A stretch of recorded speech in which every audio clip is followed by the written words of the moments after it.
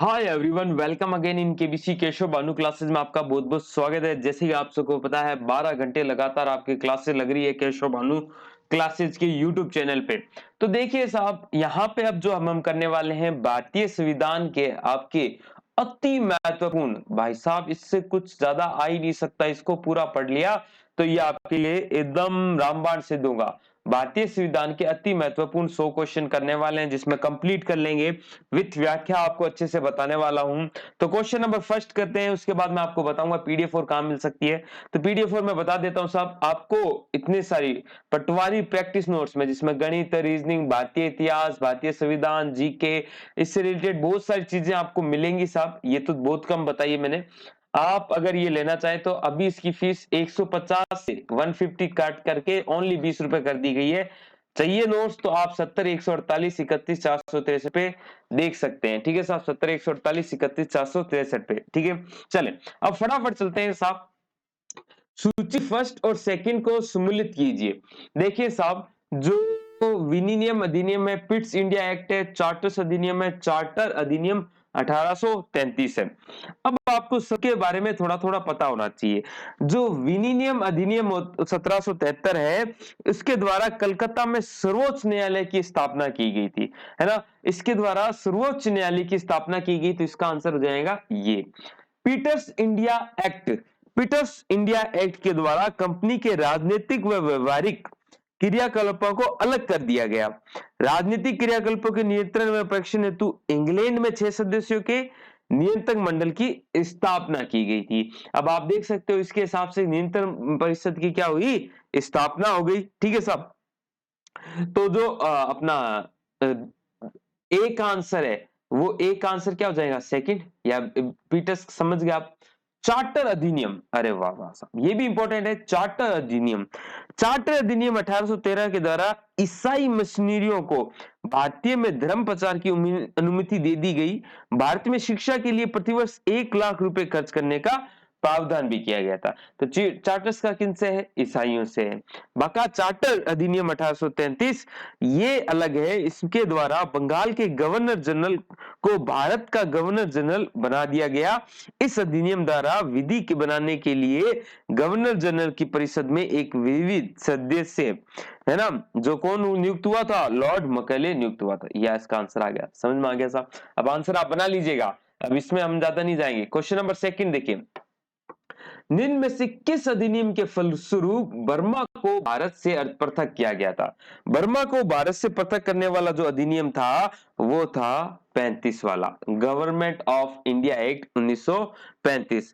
उसके प्रावधानों के द्वारा 1937 में बर्मा को भारत से अलग कर दिया और उड़ीसा और सिंध नाम से के 2 नए प्रांत भी बनाए गए थे। ठीक है साहब, इसी अधिनियम के अंतर्गत 1 अक्टूबर 1937 को दिल्ली में संघीय न्यायालय की स्थापना भी की गई थी। ठीक है साहब, दूसरा क्वेश्चन हो गया। तीसरे पे चले, भारत की संघात्मक व्यवस्था निम्नलिखित में से, थोड़ा सा मैं इधर कर लेता हूं, एस से किस देश से ली गई है। जो संघात्मक व्यवस्था वो कौन से देश से ली गई है, तो ध्यान रखना वो ली गई है कनाडा से। ठीक है साहब, कनाडा से ली गई है। ठीक है, आगे चले। बी आर अंबेडकर का संविधान सभा में निर्वाचन हुआ था। बी आर अंबेडकर का संविधान सभा में निर्वाचन हुआ था, वो साहब कहां से हुआ था, बंबई प्रेसिडेंसी से। ठीक है साहब, सॉरी, अपने बंबई प्रेसिडेंसी से हुआ था। चलिए क्वेश्चन नंबर 5, संविधान सभा के समक्ष संविधान की प्रस्तावना किसने प्रस्तुत की थी। जो प्रस्तावना है भारत की जो सभा में तीसरी बैठक में, उसमें जवाहरलाल नेहरू द्वारा प्रस्तावना और ध्यान रखना उद्देशिका, उद्देशिका इसका प्रस्ताव प्रस्तुत किया गया था। ये आपको ध्यान में रखना है। ठीक है साहब, चलें क्वेश्चन नंबर 6 देखें। सूची फर्स्ट और सेकंड को मिलाना है आपको। देखिए साहब, अब देखें, संविधान सभा के पहले उपाध्यक्ष, संविधान सभा के जो पहले उपाध्यक्ष थे वो थे H D Mukherjee, H C Mukherjee. ठीक है, प्रारूप समिति के मूलतः एकमात्र कांग्रेसी सदस्य कौन है, वो ध्यान रखना के एम मुंशी थे। राजस्थान की रियासतों का प्रतिनिधित्व करने वाले संविधान सभा के सदस्य कौन थे, वो वीटी कृष्णा धर्माचार्य थे और संघ संविधान समिति के अध्यक्ष जवाहरलाल नेहरू थे। ठीक है साहब, अब आप अपने हिसाब से बना सकते हैं। निम्नलिखित में संघ संविधान समिति का अध्यक्ष कौन था? संघ संविधान समिति के अध्यक्ष जवाहरलाल नेहरू थे एवं मूल अधिकार उप समिति के अध्यक्ष भी ध्यान रखना वो थे जेबी कृपलानी। ठीक है साहब। डॉक्टर भीमराव अंबेडकर किसके थे? प्रारूप समिति के। किसके थे? प्रारूप समिति के अध्यक्ष थे। और जो अल्लादी जी हैं वो अल्लादी कृष्ण स्वामी अय्यर प्रारूप समिति के सदस्य थे। ठीक है साहब, इतनी सारी चीजें आपको ध्यान में रखनी है। क्वेश्चन नंबर 8 की तरफ चलते हैं। भारतीय गणतंत्र को 26 जनवरी 1950 को संवैधानिक वस्तुस्थिति क्या थी जब संविधान लागू किया गया था? तो जब 26 जनवरी 1950 को भारतीय गणतंत्र की संवैधानिक वस्तुस्थिति भारत संविधान के उद्देश्य के अनुसार संपूर्ण प्रभुत्व संपन्न लोकतांत्रिक गणराज्य की थी, है ना। तो संपूर्ण आपका क्या होना चाहिए? प्रभुत्व संपन्न और लोकतांत्रिक गणराज्य की थी। समाजवादी धर्मनिरपेक्षता ये नहीं थे, ध्यान रखना। बहुत ही बेहतरीन क्वेश्चन है साहब, एकदम डिटेल वाले क्वेश्चन है। संविधान में हमारे राष्ट्र का उल्लेख किन नामों से किया जाता है? संविधान में राष्ट्र का उल्लेख है साहब, वो ध्यान में रखना, दो नामों से उल्लेखित करते हैं, एक जगह भारत, एक जगह इंडिया। ऑप्शन नंबर ए आ जाएगा। ठीक है साहब। अनुच्छेद 1 के पहले के अनुसार इन भारत अर्थात इंडिया राज्यों का संघ होगा, यह आपका लिखा हुआ है। अनुच्छेद 1 का पहला भाग ये कहता है भारत अर्थात इंडिया, दो शब्द यूज हो गए। चलें, हम भारत के लोग शब्दों का प्रयोग संविधान में कहां किया गया है? हम भारत के लोग, इसका यूज किया गया है संभावना की संविधान की प्रस्तावना में, है ना। हम भारत के लोग, है ना, ध्यान रखना।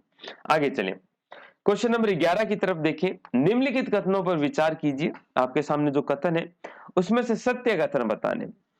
देखिए सत्य कथन कौन कौन से हैं भाई साहब, आपको पता है आपकी प्रस्तावना क्या है? एक प्रभुसत्ता संपन्न समाजवादी पथ निरपेक्ष लोकतांत्रिक गणराज्य बनाने की परिकल्पना आपके प्रस्तावना में की गई है।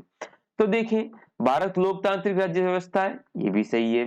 प्रभुसत्ता संपन्न राज्य, ये भी सही है। लोकतांत्रिक समाज, ये भी सही है। कल्याणकारी समाज, ये भी सही है। तो जो आपके सही हो जाएंगे वो हो जाएंगे चारों के चारों। ठीक है। अब देखो, अब कल्याणकारी राज्य वाला कहाँ है सर? ये तो प्रस्तावना में था ही नहीं, ये आपके नीति निर्देशक तत्वों में निहित है। ठीक है साहब, नीति निर्देशक तत्वों में। 12 देखें, संविधान के प्रथम अनुच्छेद के अनुसार भारत क्या है साहब? ये आपको ध्यान में रखना है, राज्यों का संघ है। आपने भी पढ़ा है राज्यों का संघ है, हमने प्रस्तावना बताई थी आपको। भारत में संघ राज्यों का प्रशासन किसके द्वारा किया जाता है? जो संघ राज्यों का प्रशासन है वो किया जाता है राष्ट्रपति द्वारा। ठीक है साहब, राष्ट्रपति द्वारा करेगा। अनुच्छेद 239 फर्स्ट में ये बात बताई हुई है, पता रहे तो ठीक है, नहीं तो कोई टेंशन नहीं।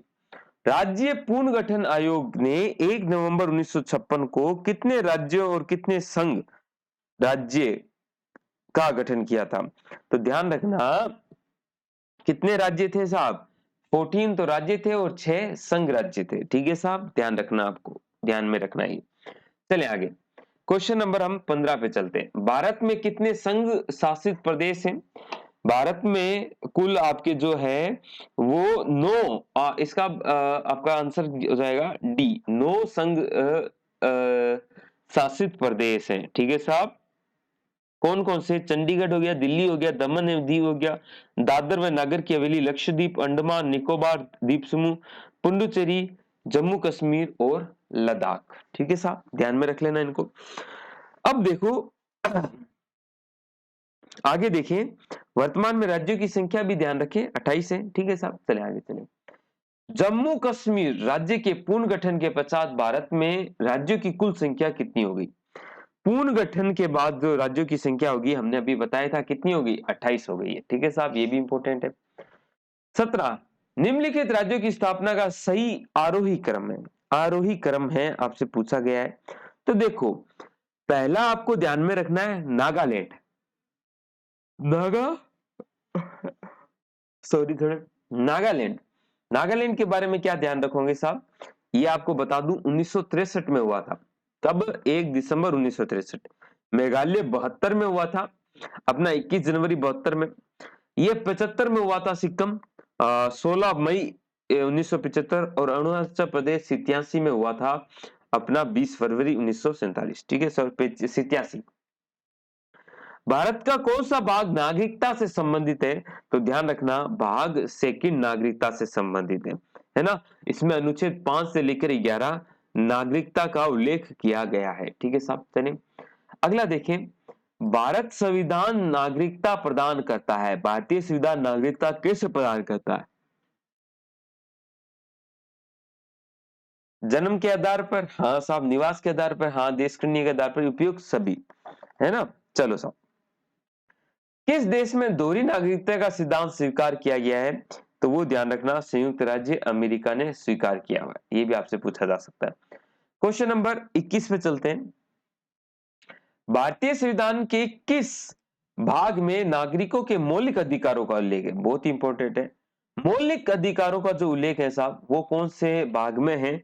वो ध्यान में रखना है, आपके थर्ड भाग में, है ना। ये फर्स्ट सेकंड थर्ड लिखा हुआ है, थर्ड भाग में, ठीक है। अनुच्छेद भी ध्यान रखना, 12 से लेकर 35 तक मौलिक अधिकारों के अनुच्छेद है, ठीक है साहब। कहां से लिया गया है? अमेरिका से लिया गया है, ध्यान रखना, ठीक है। जो अमेरिका में, अमेरिका में क्या नाम है? अधिकार पत्र, बिल ऑफ राइट्स है इसका नाम, मौलिक अधिकारों को, ठीक है। निम्नलिखित में से किस अनुच्छेद में समता के अधिकार का प्रावधान है? कौन सा अनुच्छेद है जिसमें समता का अधिकार बताया गया है? तो ध्यान रखना, अनुच्छेद 14 है साहब, ठीक है। भाग तो थर्ड हो जाएगा, अनुच्छेद 14 हो जाएगा। यही है, कानून के सामने सब समान है। अब सुमेलित नहीं है, आपसे पूछा है, तो देखिए सुमेलित 14 विधि के समक्ष समता, सही है। 16 अवसर की समानता, ये भी सही है। 17 उपाधियों का अंत नहीं। 18 सैन्य उपाधियों की अनुमति, ये सही है। जो 17 है वो अस्पृश्यता का अंत है, उपाधियों का अंत नहीं है, अस्पृश्यता का अंत है, ठीक है। तो ये आपका आंसर हो जाएगा, question number C, option number C. देखिए साहब, अब फटाफट हम जाते हैं अगले क्वेश्चन की तरफ। 25 की तरफ जाएंगे हम। देखिए साहब, 25 का आंसर देखें। मूल अधिकारों के अंतर्गत कौन सा अनुच्छेद बालकों के नियोजन में प्रत्यक्ष रूप से संबंध है? बालकों के नियोजन में प्रत्यक्ष रूप से संबंधित है, तो वो है 24। 24 साहब, 24 कैसे साहब? बालकों के नियोजन के लिए प्रतिषेध का उपबंध करता है। इसके अनुसार 14 वर्ष से कम बालक आप कारखाने में काम नहीं करवा सकते हैं। ध्यान रखा, याद आया? हाँ साहब। 26 देखिए, मंडल आयोग द्वारा अपनी रिपोर्ट किस वर्ष प्रस्तुत की गई? मंडल आयोग द्वारा उन्होंने जो अपने क्या नाम है, कब की थी? वो की थी 1980 में की थी, ठीक है साहब। सामाजिक व शैक्षणिक रूप से पिछड़े वर्गों की स्थिति जानने के लिए अपने जो मोरारजी देसाई की सरकार ने बिहार के पूर्व मुख्यमंत्री बीपी मंडल, है ना, की अध्यक्षता में पिछला वर्ग आयोग की गठन की घोषणा की थी। इस आयोग ने अपनी रिपोर्ट 12 दिसंबर 1980 को प्रस्तुत करते हुए 27% आरक्षण की सिफारिश की थी, याद है आपको? चले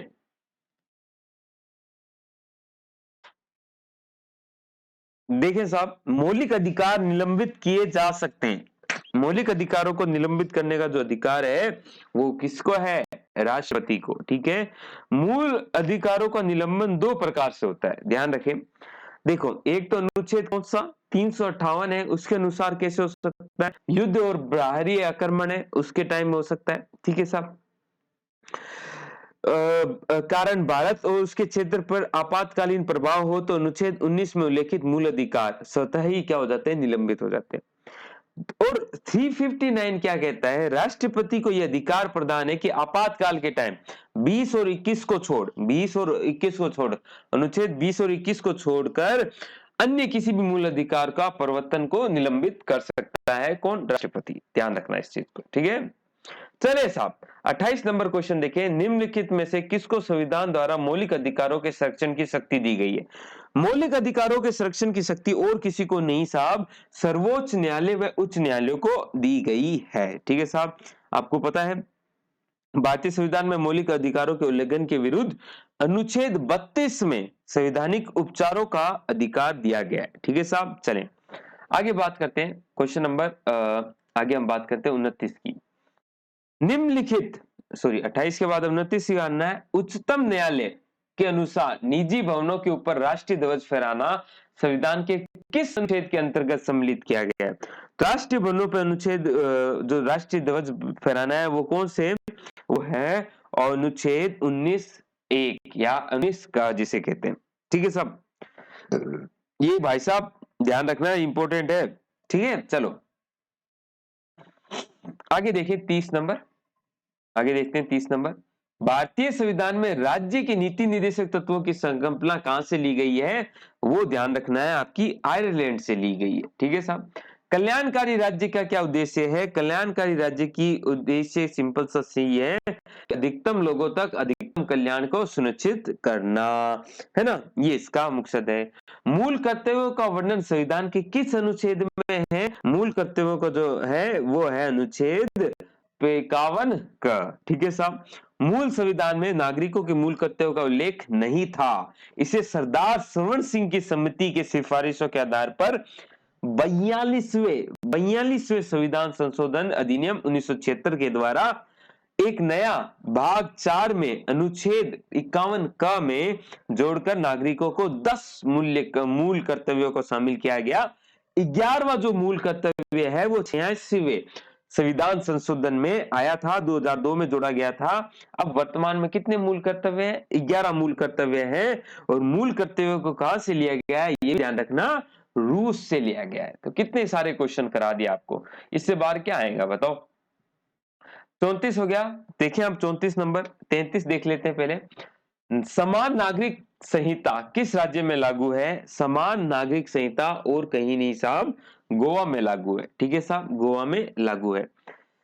इसके अंतर्गत क्या है? सिविल मामलों जैसे विवाह, तलाक, उत्तराधिकार आदि के संबंध में सभी धर्मों के लिए समान कानून लागू होता है।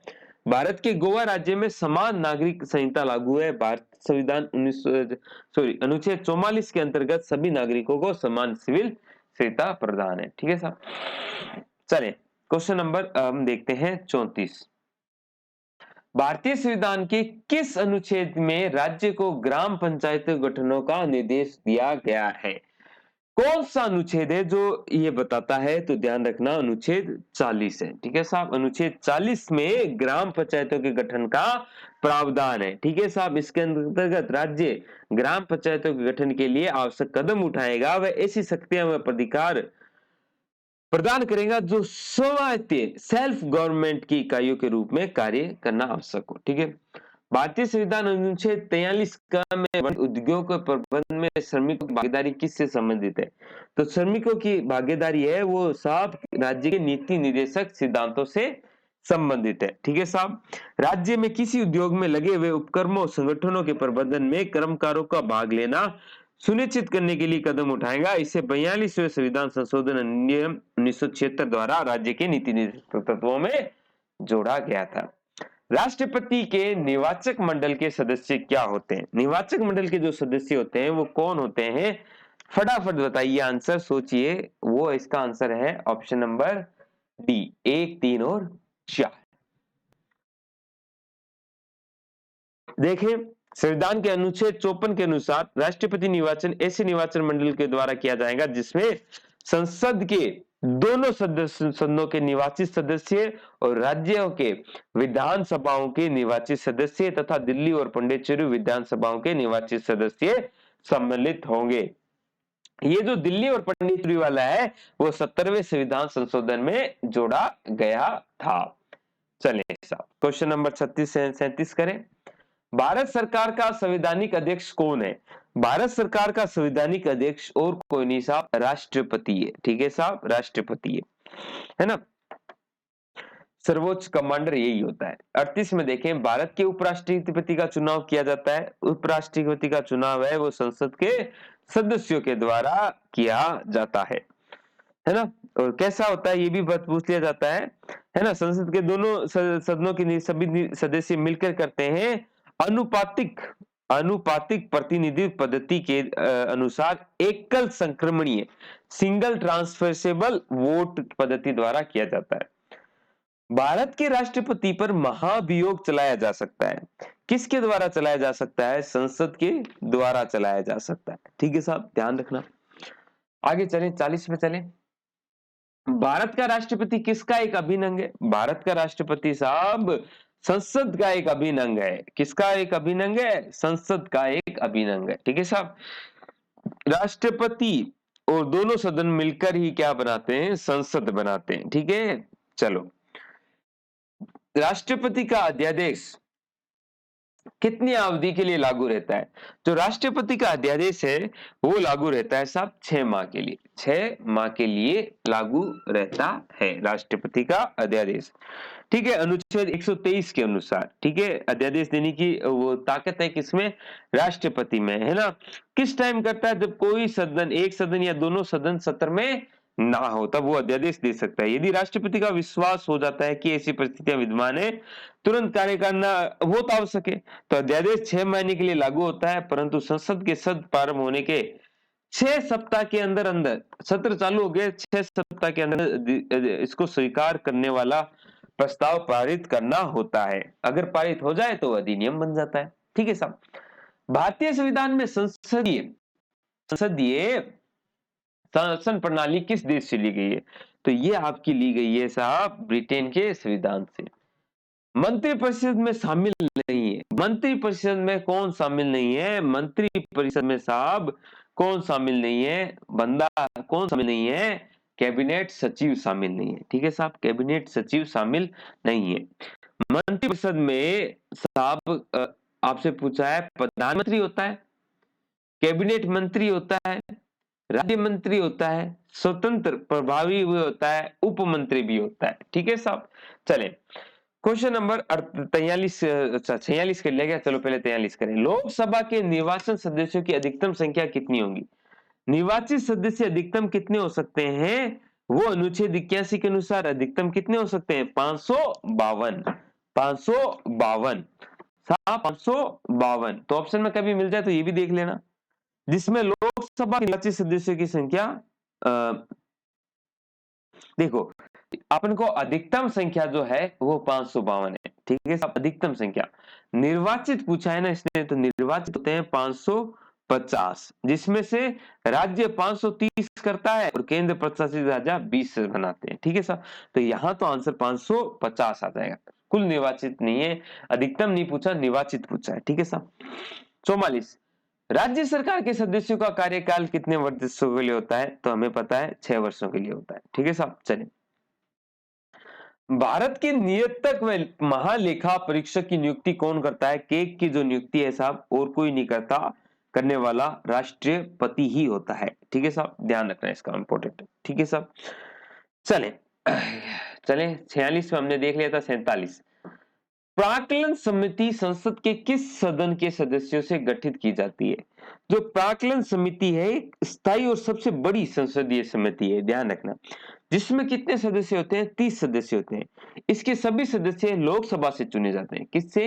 लोकसभा के सदस्यों से चुने जाते हैं। इसका अध्यक्ष इन्हीं सदस्यों में से लोकसभा के अध्यक्ष द्वारा नियुक्त होता है। ठीक है साहब, केंद्रीय विधानमंडल का अध्यक्ष बनने वाले पहले भारतीय कौन थे? केंद्रीय विधानमंडल जिसका गठन 1921 में हुआ था, 1925 में इसके प्रथम भारतीय अध्यक्ष कौन निर्वाचित हुए थे? विठल भाई पटेल हुए थे। ठीक है साहब, ध्यान रखना। इससे पहले जो कर रहे थे, मतलब पहले तो अंग्रेज करते थे, तो प्रथम अध्यक्ष कौन थे? वो ध्यान रखना, फ्रेडरिक वाइट थे। फ्रेडरिक वाइट थे। Question number 49। एक वर्ष में संसद कम से कम कितनी बैठकें आवश्यक है? कम से कम आपकी 2 बार बैठकें होनी अति आवश्यक है। ठीक है साहब, जनरली 3 सत्रों का आयोजन होता है, जो कि बजट सत्र होता है, मानसून सत्र होता है और शीतकालीन सत्र होता है। बजट सत्र फरवरी से मई के बीच में, मानसून जुलाई से सितंबर के बीच में और शीतकालीन नवंबर से दिसंबर के बीच में, परंतु 2 तो होने ही चाहिए। लोकसभा का पहला आम चुनाव कब हुआ था? लोकसभा का पहला आम चुनाव आपका 25 अक्टूबर 1951 से 21 फरवरी 1952 की तक लगभग 4 महीने तक चला था। और उसमें कहा कितने स्थानों पे हुआ था? 4, 8, 9। तो इसका आंसर तो साहब 552 में हो जाएगा। ठीक है साहब, 52 में हो जाएगी, कमन दिया ही नहीं है ना, तो 52 हो जाएगा। ठीक है। लोकसभा के प्रथम अध्यक्ष कौन चुने गए थे? जीवी मावलकर। ठीक है। प्रधानमंत्री की नियुक्ति का प्रावधान संविधान के किस अनुच्छेद के अंतर्गत आता है? तो वो अनुच्छेद है 75 फर्स्ट। 75 फर्स्ट यानी 75 हो गया। ठीक है। भारत में अविष्ट शक्तियां किस में निहित है? साहब सारी अविष्ट शक्तियां केंद्र सरकार में निहित है। ठीक है साहब, ध्यान रखें। सहकारिता आयोग का गठन किस विषय पर सुझाव देने के लिए किया गया था? साहब इसका जो सुझाव देने के लिए किया था वो केंद्र राज्य संबंध के लिए किया गया था। ठीक है साहब। तो साहब आपको पता ही है 1983 में रणजीत सिंह सहकारिया की अध्यक्षता में 3 सदस्यीय समिति आपने बनाई गई थी, जिसका जो मेन था, जो अन्य सदस्य कौन थे? शिवरमन और SR सेन थे। केंद्र राज्य संबंधों के बारे में अपना संबंध देना था उनको। ठीक है साहब। चले 54 पे चले, फटाफट चले साहब। कैबिनेट का तात्पर्य क्या है? जो कैबिनेट है उसका तात्पर्य क्या है साहब? ध्यान रखना, कैबिनेट का तात्पर्य कैबिनेट स्तर के मंत्रियों से है। ठीक है साहब, कैबिनेट स्तर के मंत्रियों से। उप प्रधानमंत्री के पद का सृजन, उप प्रधानमंत्री के पद का सृजन का कोई प्रावधान नहीं है ना, कोई प्रावधान नहीं है, ध्यान रखना उप प्रधानमंत्री का। किंतु समय समय पर राजनीतिक दल वो करते रहते हैं अपने लिए, परंतु संविधान में कोई भी उसका प्रावधान नहीं है ना, प्रावधान से हटकर ही हुआ है।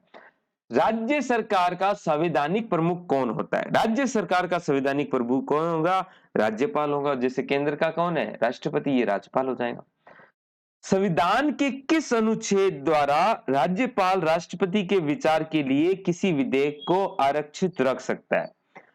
राज्यपाल राष्ट्रपति के विधेयक को, ध्यान रखना, तो वो है 200 के अनुसार, विधेयक अनुच्छेद 200 के अनुसार। ठीक है साहब। चलें अगला क्वेश्चन देखें, अगला देखने का प्रयास करें। राज्य में प्रथम विधि अधिकारी कौन था? प्रथम विधि अधिकारी, ध्यान में रखना साहब, वो आपका सॉरी, राज्य का प्रथम विधि अधिकारी कौन होता है? कौन होता है? तो विधि अधिकारी कौन होता है? महाधिवक्ता, है ना, महाधिवक्ता। ठीक है। चले, भारत संविधान के अनुसार राज्यों की विधिकता में सम्मिलित है, राज्यों की विधायिका में क्या क्या सम्मिलित है आपसे पूछा जा रहा है। देखें साहब, भारतीय संविधान के अनुसार प्रत्येक राज्य, जो अनुच्छेद 168 है उसके अनुसार प्रत्येक राज्य के लिए एक विधानमंडल होगा, जो कि राज्यपाल, विधानसभा और विधान परिषद से मिलकर बनेगा। राज्यपाल, विधानसभा और विधान परिषद, जहां इसका अस्तित्व है ना। तो आपको विधायिका में सम्मिलित कौन कौन है अब देख लेना। फोर्थ आ गया आंसर। ठीक है साहब। और वैसे देखें तो थर्ड और फोर्थ भी है ना, विधानसभा और वैसे। तो 59 का जो आप आंसर दे सकते हो वो वैसे दें तो सही आंसर क्या है? डी है। ठीक है, डी, केवल 4, उसमें सारे आगे। भारत किसी राज्य की राज्यपाल बनने वाली पहली महिला, भारत में किसी राज्य की राज्य बनने वाली पहली महिला, ध्यान रखना, सरोजनी नायडू थी। सरोजनी नायडू कहां की राज्यपाल बनी थी? उत्तर प्रदेश की। कब? 1947 में ही बनी थी। ठीक है साहब। चलें, 2 वर्ष ही रही थी साहब, है ना। चलें 61 देखें इधर। निम्न में से किस का विघटन नहीं किया जा सकता परंतु समाप्त किया जा सकता है? तोड़ा नहीं जा सकता परंतु समाप्ति किया जा सकता है, वो है राज्य विधान परिषद को। ठीक है साहब, ध्यान रखना। विधानसभा के विघटन के बाद इसका उसका अध्यक्ष स्पीकर पद पर बना रहता है। वो कब तक पद पे बना रहेगा? वो है विधानसभा के विघटन के पश्चात विधानसभा की पहली बैठक के ठीक पहले तक। ठीक है साहब। Option number A.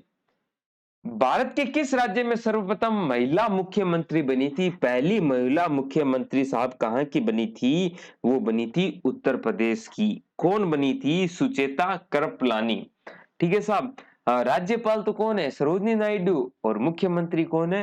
अपनी उत्तर प्रदेश की सुचेता कृपलानी। ये भी आपको याद ही है, उत्तर प्रदेश की राज्यपाल बनी थी 47 में, ये 63 में बनी थी। ठीक है साहब।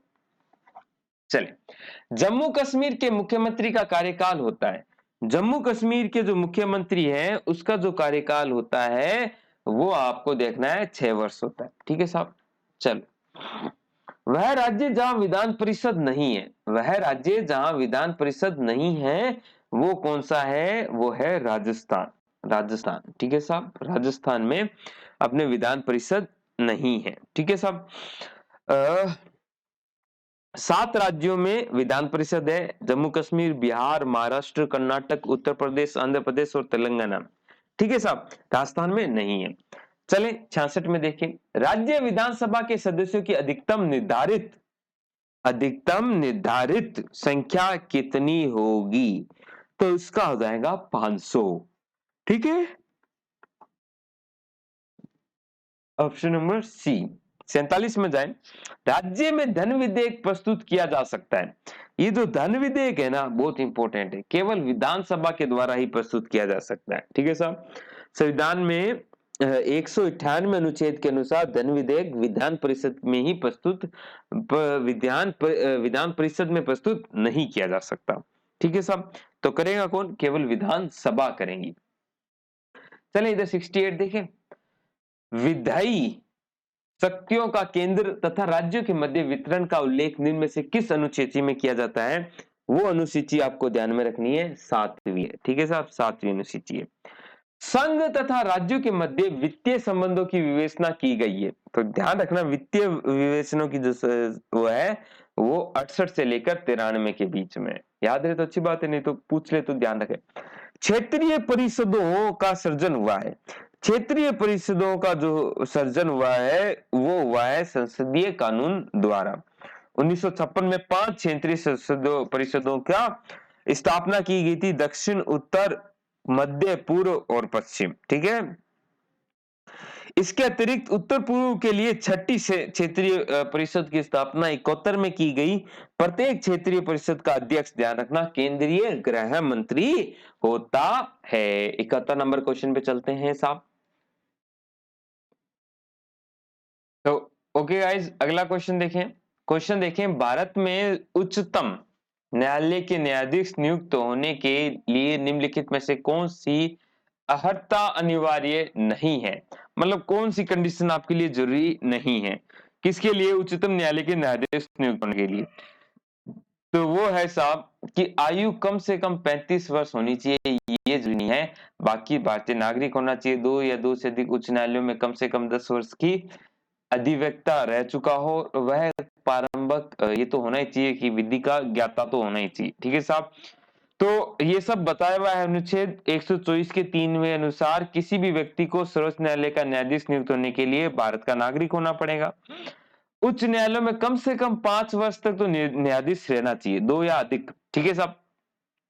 2 या 2 से अधिक उच्च न्यायालयों में कम से कम 10 वर्ष तक अधिवक्ता यानी एडवोकेट भी रहना हो चुका हो, और राष्ट्रपति की राय में, किसकी राय में, राष्ट्रपति की राय में एक अच्छा जज बनने लायक हो। ठीक है साहब। चलिए 72 नंबर क्वेश्चन में चले। सर्वोच्च न्यायालय के न्यायाधीशों के वेतन और भत्ते किस पारित किए जाते हैं वो पारित किए जाते हैं साहब, वो ध्यान रखना है, संचित निधि पर, संचित निधि पर। चले अब मिलान करने वाला क्वेश्चन करेंगे। संघ राज्य अधिकार, क्षेत्राधिकार या उच्च न्यायालय, ध्यान रखें, बहुत इंपॉर्टेंट है साहब, ध्यान रखें।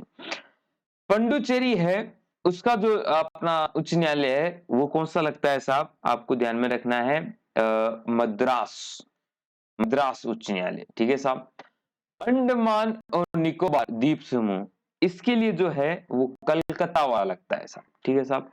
लक्षद्वीप के लिए कौन सा है, केरल वाला है। ठीक है साहब। और दमन व दीव के लिए ये उच्च न्यायालय के, बंबई के उच्च न्यायालय के अधिकार में आता है, ध्यान रखना। अब आप आंसर अपना बना लीजिए। चले साहब 74 में देखें, 73 के बाद 74 पे चलते हैं। जिला न्यायालयों के न्यायाधीश की नियुक्ति किसके द्वारा की जाती है, तो जिला के जो न्यायालय है उनकी न्यायाधीशों की नियुक्ति और कोई नहीं करता साहब, राज्यपाल करता है, राज्यपाल करता है। ठीक है साहब। भारत के उच्चतम न्यायालय को प्राप्त है, भारत के उच्चतम न्यायालय को क्या प्राप्त है, मूल अपीलीय और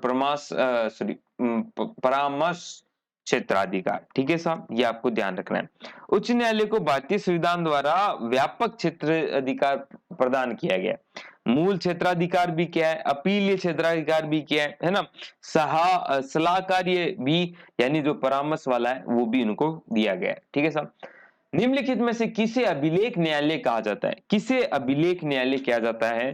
तो ध्यान रखना साहब, अभिलेख न्यायालय कहा जाता है आपके उच्च न्यायालय, है ना, उच्च न्यायालय व उच्चतम न्यायालय को। ठीक है, चलो, उच्च न्यायालय या उच्चतम न्यायालय को अभिलेख न्यायालय कहा जाता है। ये सीओडी आपको मैं बताता हूं किसके ऑप्शन आगे देखेंगे भी। न्यायिक पूर्वावलोकन प्रचलित है। न्यायिक पूर्वावलोकन साहब क्या प्रावधान है ना, भारतीय संविधान में कहां से लाया गया है? अमेरिका से लाया गया। ठीक है साहब। ये प्रत्यक्ष नहीं अप्रत्यक्ष रूप से अनुच्छेद 13 में ही निहित है। इसका अर्थ क्या है? कार्यपालिका के किसी आदेश या विधिका के किसी कानून पर न्यायालय द्वारा पुनः विचार करना और या संवैधानिक प्रावधानों के विरुद्ध पाए जाने पर उसे रद्द कर देना। ठीक है साहब, ये न्यायिक पूर्वी विलोकन है साहब, है ना। कोई भी अपना जो आदेश विधिका है उस पर ये कार्यपालिका द्वारा जो दिया गया है उस पर न्यायपालिका देख सकती है। तो साहब जो प्रचलित है वो कहाँ है? आपको मैंने बताया था भारत में तो है ही, और अमेरिका से लिया गया तो अमेरिका में भी होगा। ठीक है साहब। चले 78, भारत में न्यायिक सक्रियता का संबंध किससे है? तो न्यायिक सक्रियता का जो अर्थ है वो न्यायपालिका अपनी न्यायिक भूमिका से आगे बढ़कर कार्यपालिका या विधायपालिका की भूमिका में हस्तक्षेप करे, इसे न्यायिक सक्रियता कहते हैं। ठीक है साहब। इसका जो संबंध है वो जनहित याचिका से, है ना। इसका कोई संविधान में स्रोत नहीं है बल्कि इसका संबंध जनहित याचिका से। भारत के संविधान में पंचायतों व नगर पालिकाओं से संबंधित 73वें 74वें संविधान संशोधन के समय भारत के प्रधानमंत्री कौन थे? तो साहब दोनों संशोधन जो हुए थे वो पीवी राव सिन्हा नरसिम्हा, ठीक है, पीवी नरसिम्हा राव थे उस टाइम। ठीक है, भारत के प्रथम दक्षिण भारतीय प्रधानमंत्री थे ये। इनका कार्यकाल भी आपको ध्यान में रखना है, 91 से 96 के बीच में रहा था। 73 और 74 92 में हुए थे। ठीक है साहब। चलो, पंचायती राज प्रणाली की प्रमुख विशेषता क्या है? अब इसके दो ऑप्शन दिख रहे हैं ना, इसमें सरकार की 3 श्रेणियां होती है। इसका लक्ष्य गांवों को सामाजिक व आर्थिक न्याय प्रदान करना होता है, और उसके दो दो ऑप्शन है ना वो ये रहे।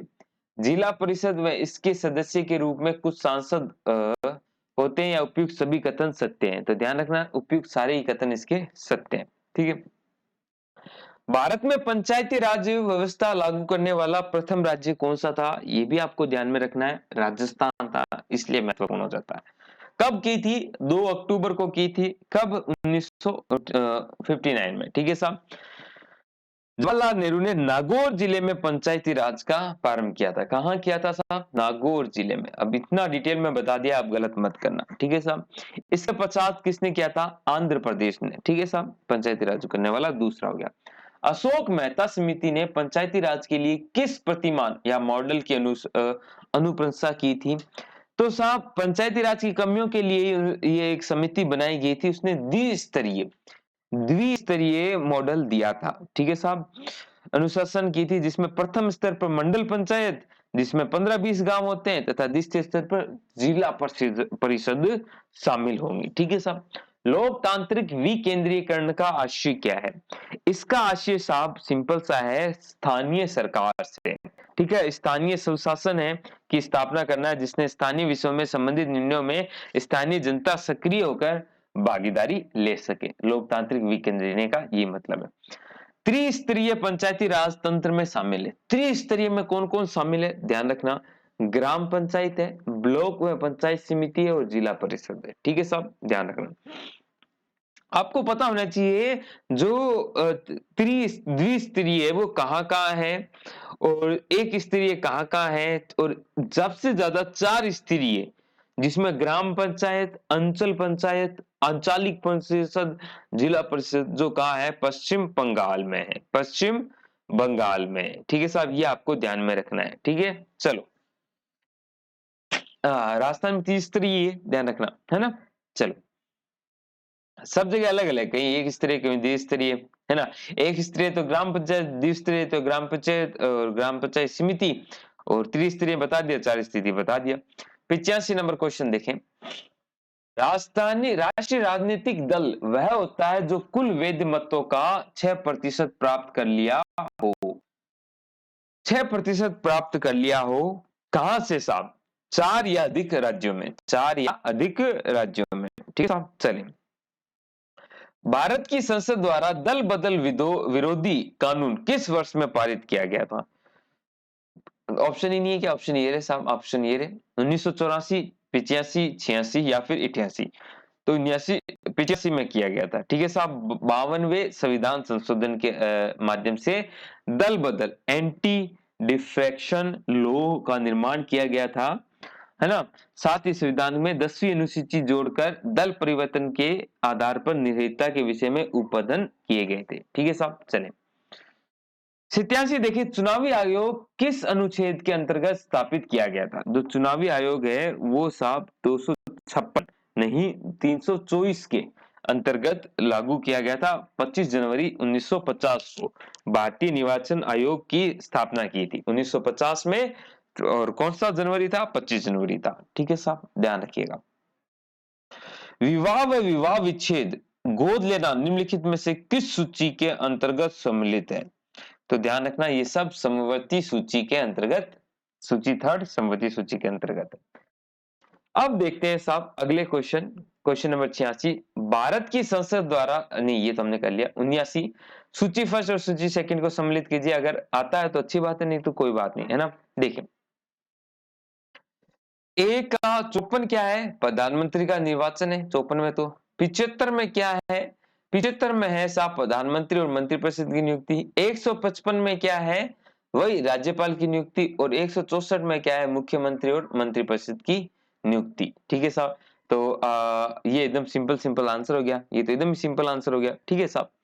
चलो 90, अब फिर सम्मिलित कीजिए साहब। आपको जो सम्मिलित करना है फटाफट देखें। भाग 9th में क्या है साहब? आपके 9th में पंचायत, ठीक है साहब। 8वें में क्या है? संघ राज्य क्षेत्र। अगर मैं 8K की बात करूं, सॉरी 9th का में क्या है साहब? आपका है नगर पालिकाएं। और जो 4th का है उसमें क्या है? मूल कर्तव्य, ठीक है साहब, मिलान कर लीजिएगा आप। चलिए साहब अगला क्वेश्चन करें। अगला क्वेश्चन देखते हैं। क्वेश्चन नंबर 91 करना है क्या? 91 ये रहा साहब। सूची फर्स्ट और सूची को सम्मिलित कीजिए, फटाफट कर लीजिए इसको, फटाफट आप आंसर दीजिए। 124 में क्या है? उच्चतम न्यायालय है। 5 में क्या है? नागरिकता है। 52 में आपातकालीन है। 45 में विधान विधेयक। ये तो एकदम सीधा सीधा हो गया। चलो बाढ़ में देखें। अब ये बाढ़ में आप फटाफट कर लें साहब, बाढ़ में को फटाफट कर लिया जाए। सूची फर्स्ट और सेकंड में सम्मिलित किए जाने वाले आपको बताना है। फटाफट देखिए।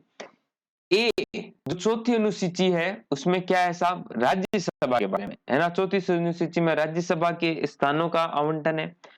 छठी अनुसूची में असम, मेघालय, त्रिपुरा, है ना, और मिजोरम राज्यों की जनजातियों क्षेत्रों का प्रशासन है, यानी जनजातीय क्षेत्र है। 8वीं अनुसूची में भाषाएं, 8वीं अनुसूची में भाषाएं होगी। और 9वीं में भूमि सुधार संबंधित है, ठीक है साहब। अब मिलान कर लीजिए। चीन की संसद का नाम क्या है? भाई चीन की संसद का नाम आपको पता होना चाहिए, बहुत बार। चीन जनवादी गणराज्य, people of Republic of China, ठीक है साहब। तो आंसर क्या हो जाएगा इसका? चीनी जनवादी गणराज्य। इसका आंसर आएगा option B, National People's Congress, ठीक है साहब। चलिए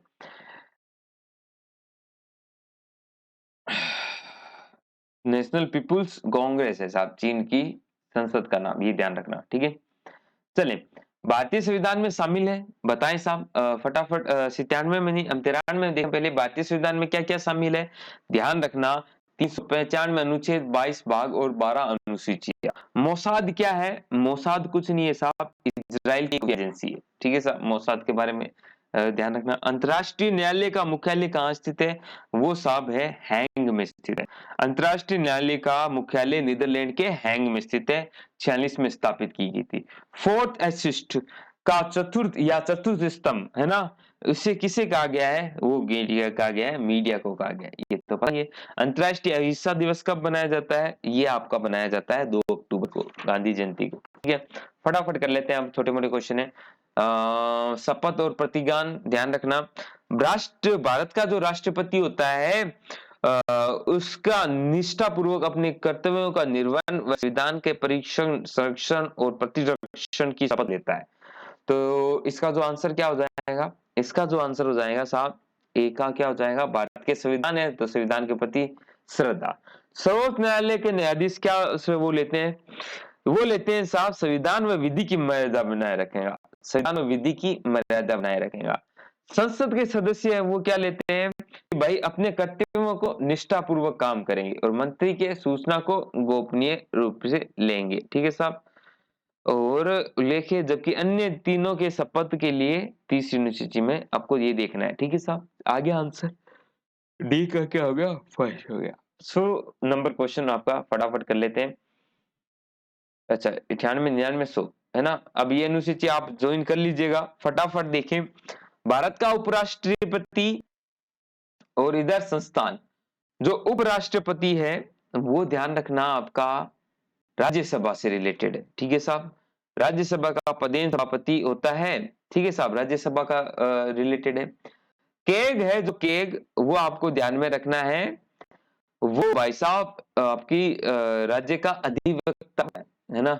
तो लोकसभा की अपन अगर बात करूं तो लोकसभा समिति जांच करती है की रिपोर्ट पर संसद की भारत के नियंत्रक व महालेखा परीक्षक की रिपोर्ट पर संसद की लोक सेवा लेखा समिति जांच करती है। तो बी का क्या होगा, लोक सेवा समिति। राज्य का अधिवक्ता उच्च न्यायालय के न्यायाधीश द्वारा नियुक्त होने की योग्यता रखता है।